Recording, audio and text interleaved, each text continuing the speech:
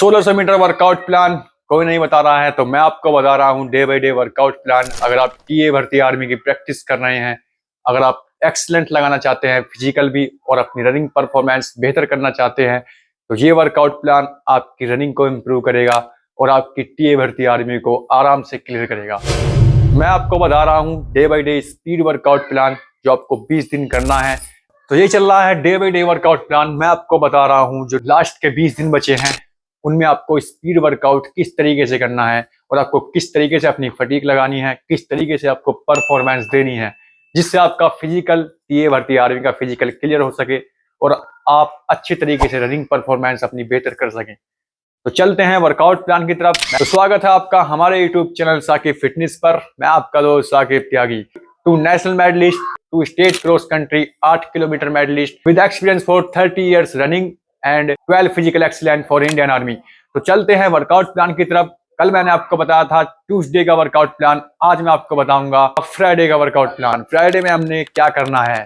कल जो आपकी फटीक लगी थी मैंने आपको स्लो फास्ट बताया था, 5 मिनट स्लो फास्ट या 2 मिनट स्लो फास्ट की आपने सही तरीके से वर्कआउट प्लान किया होगा और अच्छी तरीके से अपनी फटीक लगाई होगी, जिससे आपकी रनिंग परफॉर्मेंस और रिदम, एंडोरेंस और स्पीड तीनों आई होंगी। आज मैं आपको बताऊंगा जो फ्राइडे में आपको वर्कआउट करना है वो किस तरीके से वर्कआउट करना है। ये फ्राइडे वर्कआउट टेक्निकल वर्कआउट होगा। सबसे पहले हमको बेस करना है। बेस मतलब कैसे, आपको बेस किस तरीके से करना है। सबसे पहले ग्राउंड पर आना है, फिजिकल एक्टिविटी के लिए तैयार हो जाना है, अपने माइंड को सेट कर लेना है जिस तरह से हम फिजिकल करते हैं। हमको थोड़ा स्ट्रेचिंग एक्सरसाइज करनी है। स्ट्रेच करने के बाद हमको 10 या 15 मिनट का वार्म अप लेना है, क्योंकि सर्दी आ चुकी है। अच्छे तरीके से वार्म अप लीजिए जिससे हमारी मसल्स रेडी हो जाएं वर्कआउट करने के लिए, क्योंकि स्पीड वर्कआउट चल रहा है। अगर आपने वार्म अप नहीं किया सही तरीके से तो आपकी मसल्स क्रैम्प हो सकती है, मसल टाइटनेस हो सकती है, मसल टाइट हो सकती है, आपको कुछ भी इंजर्ड का सामना करना पड़ सकता है अगर आप वार्म अप नहीं करते हैं। तो वार्म अप करने के बाद 10 या 15 मिनट वार्म अप कीजिए। इसके बाद आपको स्ट्रेचिंग एक्सरसाइज करनी है, मतलब स्ट्रेच करना है अपनी बॉडी को, अपने हैंड को अच्छी तरीके से स्ट्रेच करना है, अपने शोल्डर्स को अच्छे तरीके से स्ट्रेच करना है, नीक को अपना स्ट्रेच करना है, ग्लूट मसल्स को। ऑलरेडी मैं आपको वीडियो बनाकर दे चुका हूं कि आपको किस तरीके से स्ट्रेचिंग एक्सरसाइज करनी है, आप जाकर देख सकते हैं। आपको स्ट्रेचिंग एक्सरसाइज की वीडियो ऑलरेडी मैं आपको बनाकर दे चुका हूं।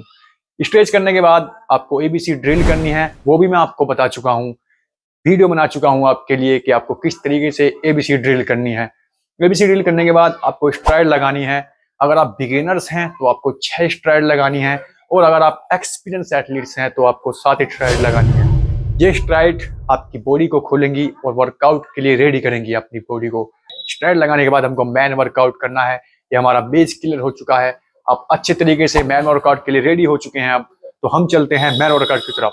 जो हमारा मैन वर्कआउट है वो क्या है हमारा, वो है हमारी किलोमीटर की रेपिटेशन। कितनी रेपिटेशन लगानी है। अगर आप बिगिनर्स हैं तो आपको 4 रेपिटेशन लगानी है और अगर आप एक्सपीरियंस एथलीट्स हैं तो आपको ये रेपिटेशन 5 लगानी है, जिनमें आपकी टाइमिंग होगी। अगर आप बिगिनर्स हैं तो आपकी टाइमिंग 3:15 से 3:20 के करीब होगी, मतलब 3:15 से 3:20 वाली आपको रेपिटेशन लगानी है।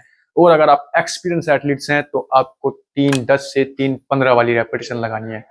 इसमें आपका रेस्ट होगा जो बिगिनर्स का रेस्ट होगा। अगर आप बिगिनर्स हैं तो आपका 3 मिनट का रेस्ट होगा और अगर आप एक्सपीरियंस एथलीट्स हैं तो आपका ये रेस्ट 2.5 मिनट का होगा, क्योंकि अब आपको फुल रिकवरी मिल रही है।